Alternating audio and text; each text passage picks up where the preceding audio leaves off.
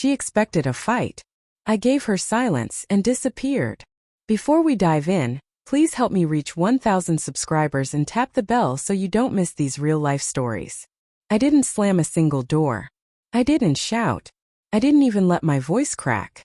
I simply grabbed my keys, stepped outside, and vanished from the life we had built. Because when betrayal cuts deep, silence becomes louder than any outburst ever could. And when she finally tracked me down 8 months later, standing in front of me with regret carved into her face, she asked for something I wasn't sure I had left to give. Another chance. If you've ever carried the kind of heartbreak that steals your breath, go ahead and subscribe. And share your story in the comments. It matters more than you know. My name is Alex. I was married to Claire for over 9 years. We fell in love young. The kind of whirlwind love that sweeps you off your feet before you realize how fast you're moving. From the outside, our life in a small town looked perfect. Warm smiles at cookouts. Spontaneous weekend drives. Late-night conversations over lukewarm coffee. But like hairline cracks in glass, the problems were invisible. Until they weren't. Little things started to feel off. Late nights turned into last-minute work trips. Her phone suddenly had a password I didn't know. Conversations grew shorter, colder, and her eyes, once bright and steady, stopped holding mine. Still, I tried to trust her. We'd weathered storms before. I never imagined she'd seek comfort somewhere else. Then one night, her tablet lit up on the couch. A message, left open by accident. Just 5 words. I miss you too. 5 small words with the weight of a wrecking ball. I didn't confront her. I didn't ask for explanations. I wrote a short note. I know. I need time. I packed a bag and disappeared. I rented a small cottage near a lake 3 towns away. Shifted my job to remote work. Cut off almost everyone. First Claire called non-stop. Then less. Then not at all. My world became quiet. Peaceful but painfully empty. Nights dragged on. Memories clung to me. I kept wondering if leaving without a fight made me a coward, or if it was the only sane thing I could do. To stay grounded, I returned to old hobbies. Painting.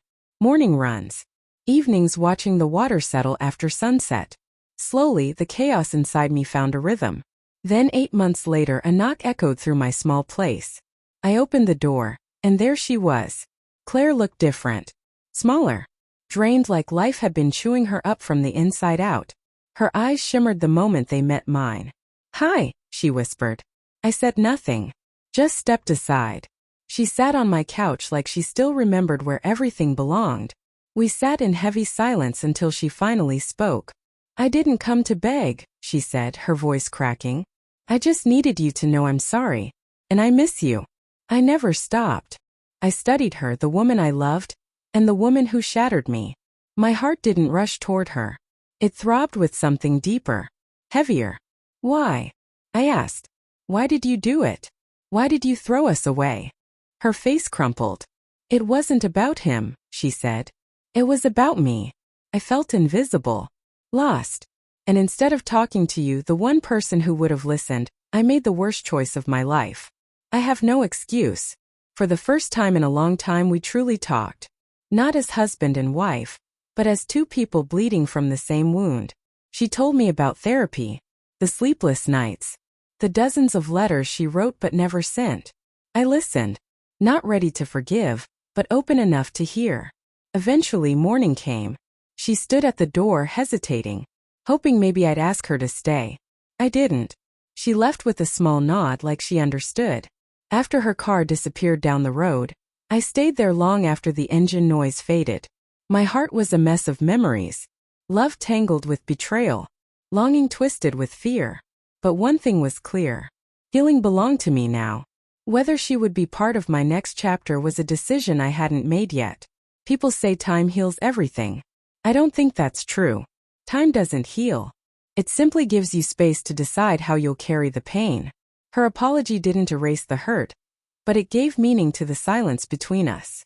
It reminded me that love is complicated, imperfect, and sometimes undeserved, and that forgiveness, even without reconciliation, can be the first step toward peace.